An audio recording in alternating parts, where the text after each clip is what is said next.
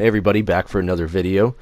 We're going to look at the November free pack challenge. I don't know why it says challenges, because there's only one in here, and there's probably not going to be any more added. But anyway, this is a wreck avoidance challenge. It's pretty difficult. It took me a lot longer than I thought it was going to. I probably tried this for about close to an hour before I finally got it. And what makes it hard is not for the reason that it used to be in the Thunder series, because when you would do these in the Thunder series, if you just touched anything or went off the track, you failed the challenge, which was difficult on its own. But at least in those, you only had to get around the wreck without damage and finish. Whereas here, you have to get around the wrecks. Yes, you don't technically take damage if you were to hit something, but you have to win. And you're starting dead last in this challenge.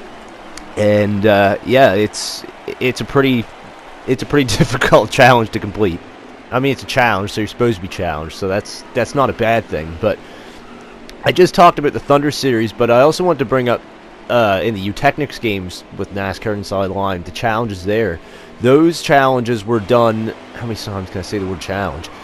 Those were like those cars were done on like a GPS tracker or something, so they literally went the exact same path every time, including wrecks. This they don't. I mean, they have a specified. They're gonna wreck in the same place. What I'm trying to say, and they're gonna get loose the same place every time. But the cars aren't always gonna go the same direction. So that's what makes this challenge kind of hard. And I'm gonna try and kind of walk you through what to go, where to go, and when to go there. So I guess let's jump in this challenge, and I'm gonna try and not say the word challenge anymore.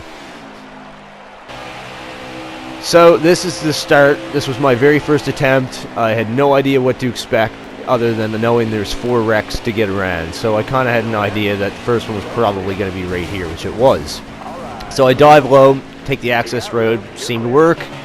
You see coming up on the racetrack again though, it's an awkward angle. You got a downshift, you scrub off a lot of speed, and well, it is what it is. I thought this is the way I'm going to have to go. I obviously can't go high.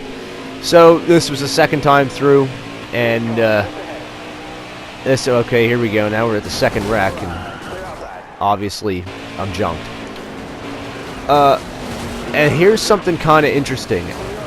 I actually made it through the top side that time. Now, yes, I got hit, but I had tried the high side before and didn't have much luck getting through. This is what it looked like. And yeah, I tried a few times. It seemed the top was closing up every time, so I said, screw this. I'm going back to the bottom again, because that worked every other time.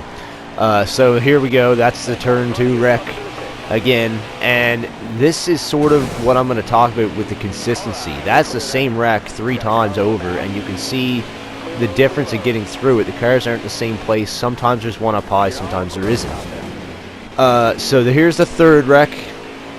They're all kind of similar. You start to notice a pattern. They're all sort of in the worst place possible in the corner.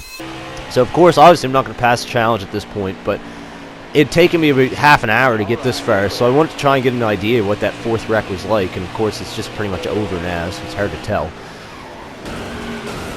You got room. You're clear there. Again, 3rd wreck. No luck. But I noticed something interesting, that attempt, and I took a look here to try and replicate it, and that's the 00 of Landon Castle. Took this high line, and all of a sudden, I take this path, and there's no cars up there. The exact same way I went previous, and this is what it was every time I tried to go that way before. So, that's the path I started to take, was the high line. And you can see how aggressive these cars break loose. And I kind of discovered right here that the best way to try and get around this is actually to be almost in the middle of the wreck. And I know that sounds stupid, but if you can get close enough to the wreck to get around it, you're probably not going to be in it, obviously. So you pretty much have to have the perfect run to be in the perfect place to get around this. And you can see the wreck forms right beside me, and there's less of a chance of being in it, clearly. So that's how you're going to have to go about doing this. You have to put together a perfect run. Here's a look at the 4th wreck. This was the second time. Well, this is the first time I was actually in it, so I could see what it looked like.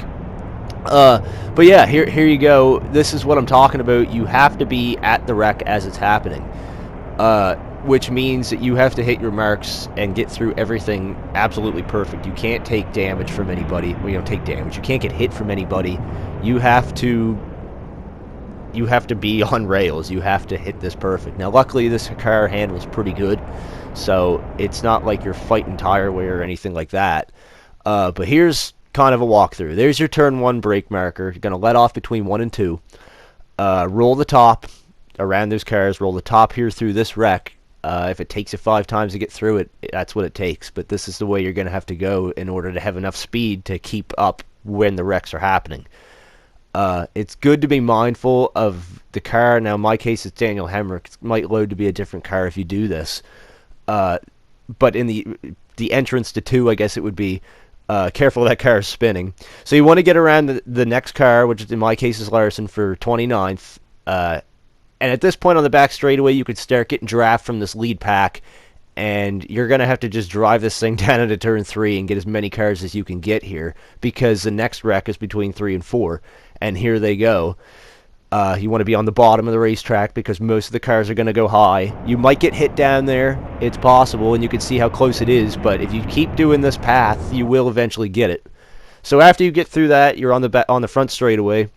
Again, get your draft, get around as many cars as possible, and at this point, you should have enough speed to stay ahead of the last 2 wrecks, because the next one is here in turns 1 and 2.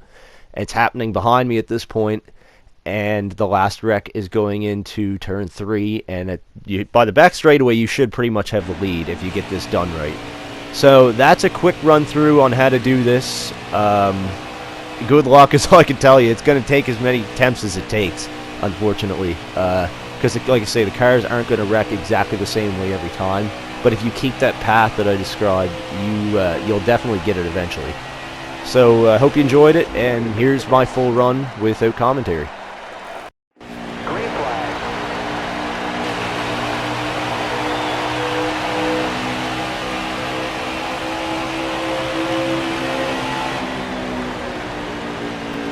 Careful, still there.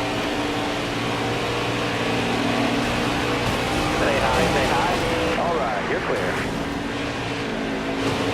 Clear all around there.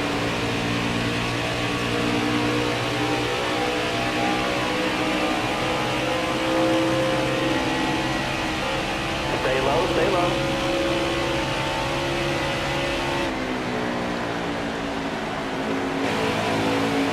Still there. You're all clear up top. You got room, you're clear there. Top 3, use it if you need it. Careful, still there. White flag is in the air.